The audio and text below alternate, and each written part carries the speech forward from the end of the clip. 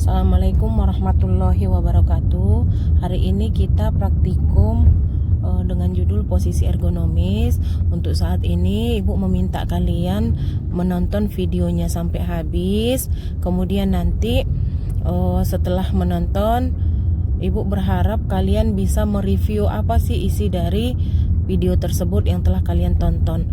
Kemudian tulis di kertas selembar, bisa dipoto dan diberikan ke si pen, dan si pen nanti akan mengumpulkan ke ibu ataupun ke dosen fasilitator masing-masing. Demikian saja, Ibu harap kerjasamanya dari anak-anak Ibu semuanya.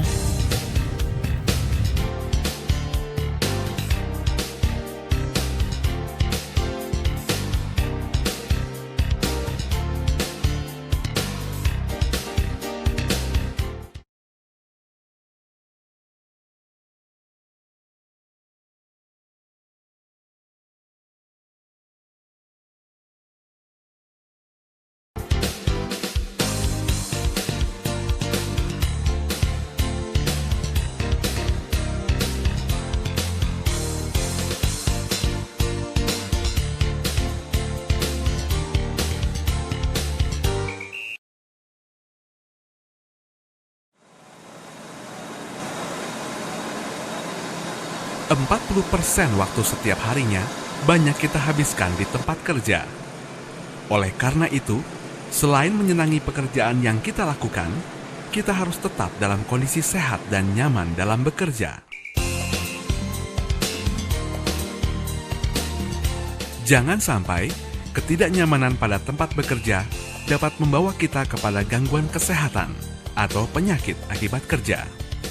Dalam kaitannya dengan kesehatan kerja, kita mengenal istilah ergonomi atau ilmu yang mempelajari kesesuaian antara manusia dengan alat, lingkungan, dan proses kerja untuk menciptakan kenyamanan bekerja dan meningkatkan produktivitas kerja. Pendekatan praktis tentang prinsip ergonomi adalah dengan menyesuaikan kondisi orang atau sumber daya manusia, peralatan yang digunakan, dan lingkungan kerjanya. Prinsip ergonomi ini harus diperhatikan pihak pengurus perusahaan sesuai dengan aturan yang telah ditetapkan pemerintah dalam Undang-Undang Nomor 1 Tahun 1970 Pasal 3 Ayat 1 butir M yang isinya dengan peraturan perundang-undangan ditetapkan syarat-syarat keselamatan kerja untuk memperoleh keserasian antara tenaga kerja, lingkungan, cara, dan proses kerjanya.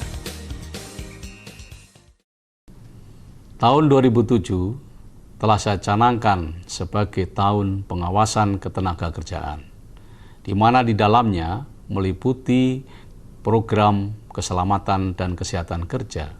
Oleh karena itu, marilah kita jadikan sebagai gerakan nasional tentang peningkatan keselamatan dan kesehatan kerja yang menjadi bagian yang tidak terpisahkan untuk peningkatan kesejahteraan dan perlindungan pekerja. Dalam video ini akan dipaparkan dua buah cara kerja praktis dalam praktek ergonomi yang sering dijumpai, yaitu 1. Mengangkat dan memindahkan barang secara manual atau manual lifting and handling. 2. Dan bekerja di depan layar monitor atau video display terminal.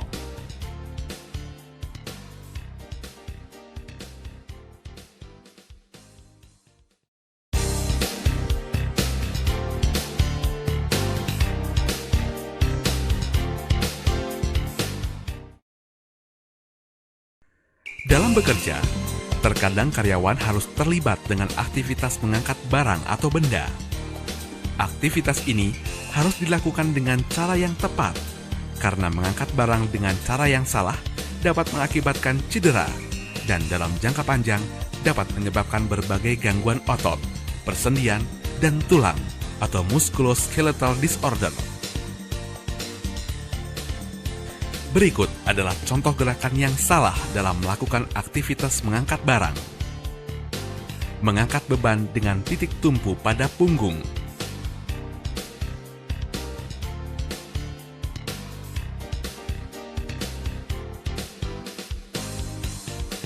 Memutar dengan titik putar pada pinggang ketika mengangkat barang.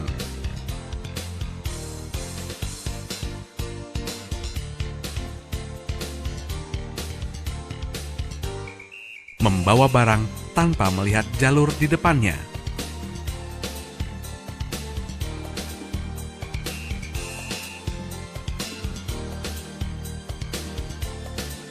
Serta mengangkat beban terlalu berat tanpa meminta bantuan orang lain. Untuk menghindari gangguan kesehatan, Anda harus mengetahui cara yang tepat dalam manual lifting atau aktivitas fisik manusia dalam mengangkat sebuah benda. Apabila dilakukan dengan cara yang salah, manual lifting dapat menyebabkan beberapa gangguan bagi kesehatan, mulai dari gangguan ringan sampai yang paling berat. Gangguan kesehatan yang paling umum ditemui dalam manual lifting adalah berbagai cedera, seperti terkilir, cedera leher, punggung, memar, dan pegal-pegal.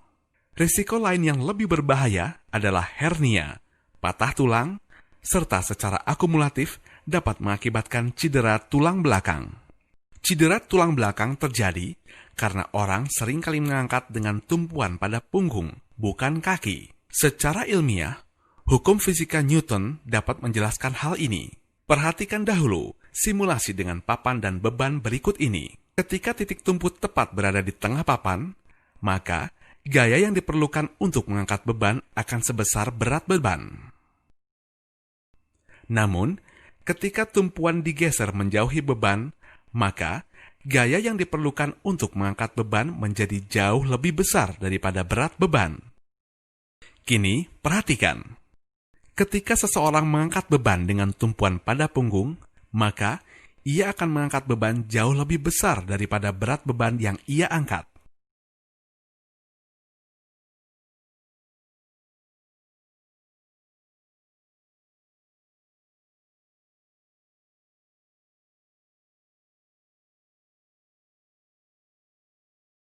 Hal ini terjadi karena ketika seseorang mengangkat beban pada posisi badan tidak lurus, maka orang itu akan mengangkat beban tambahan yang berasal dari tangan serta tubuh bagian atas pinggangnya. Selain itu, tumpuan pada punggung akan membuat berat beban menjadi berlipat ganda, dan inilah yang menyebabkan sakit pada tulang belakang. Cara yang paling efektif untuk menghindari penyakit pada otot, tulang, dan persendian adalah dengan melakukan manual lifting yang tepat. Lakukanlah tahap-tahap berikut ini. Sebelum mengangkat, perhitungkan berat benda yang akan dipindahkan. Letakkan tubuh sedekat mungkin dengan benda. Tekuk lutut Anda ketika akan mengangkat benda. Pegang benda dengan mantap. Punggung harus dalam posisi lurus. Kemudian, angkat beban dengan tumpuan pada kaki Anda. Ingat, selalu gunakan kaki Anda sebagai tumpuan, bukan punggung Anda. Jaga agar benda tetap dekat dengan tubuh Anda. Atur pula benda agar tidak menghalangi pandangan Anda. Jangan melakukan gerakan memutar badan dengan titik putar pada pinggang ketika sedang mengangkat benda. Apabila Anda ingin memutar, berputarlah menggunakan seluruh tubuh Anda.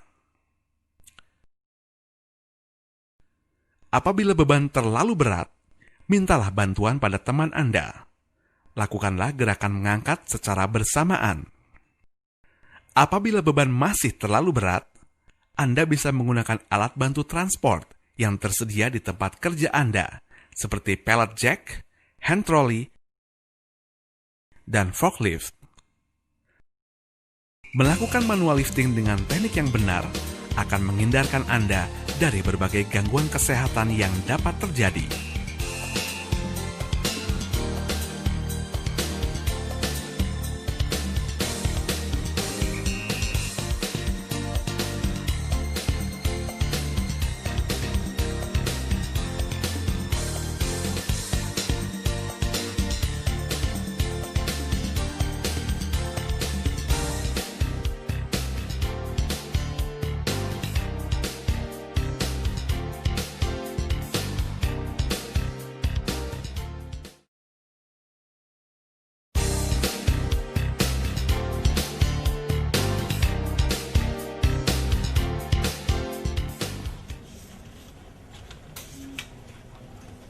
Bekerja di depan komputer pun memiliki beberapa risiko gangguan kesehatan.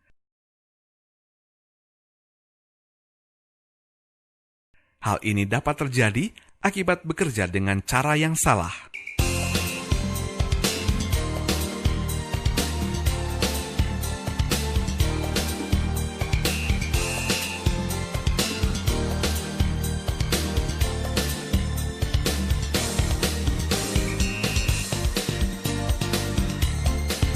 Gangguan kesehatan akibat bekerja di depan komputer jenisnya bermacam-macam dan setiap gangguan memiliki cara penanggulangannya masing-masing.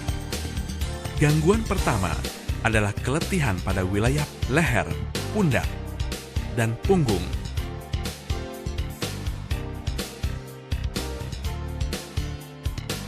Gangguan ini terjadi akibat posisi monitor dan posisi duduk yang kurang tepat.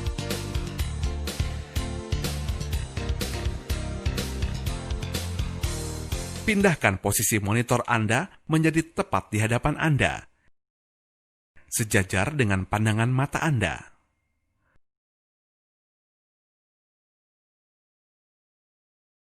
Posisi yang terlalu tinggi atau terlalu rendah dapat mengakibatkan kelelahan pada leher.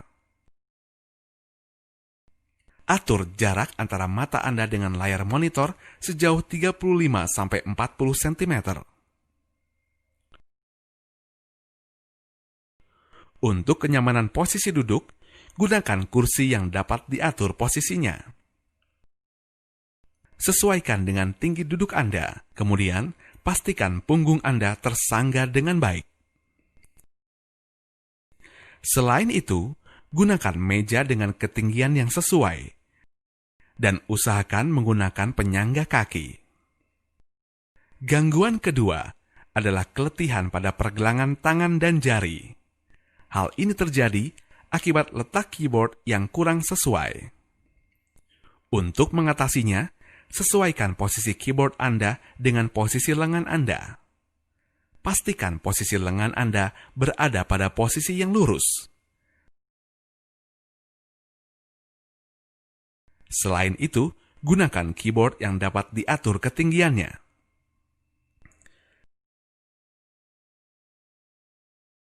Gangguan ketiga adalah kelelahan, pusing, dan gangguan pada mata. Penyebabnya adalah radiasi yang terpancar dari layar monitor Anda. Untuk mengatasinya, aturlah cahaya yang keluar dari layar monitor Anda. Jangan terlalu silau untuk menghindari gangguan pada mata. Selama bekerja dengan komputer, Anda harus melakukan rehat sesekali, yaitu dengan mengalihkan pandangan setiap mata Anda terpapar dengan radiasi layar monitor selama 1 jam berturut-turut. Untuk mengatasi letih, Anda juga dapat melakukan senam ringan pada leher, bahu, pinggang, dan jari-jari Anda.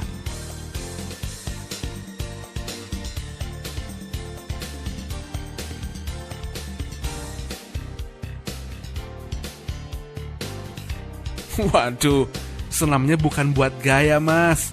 Tuh kan kejedot.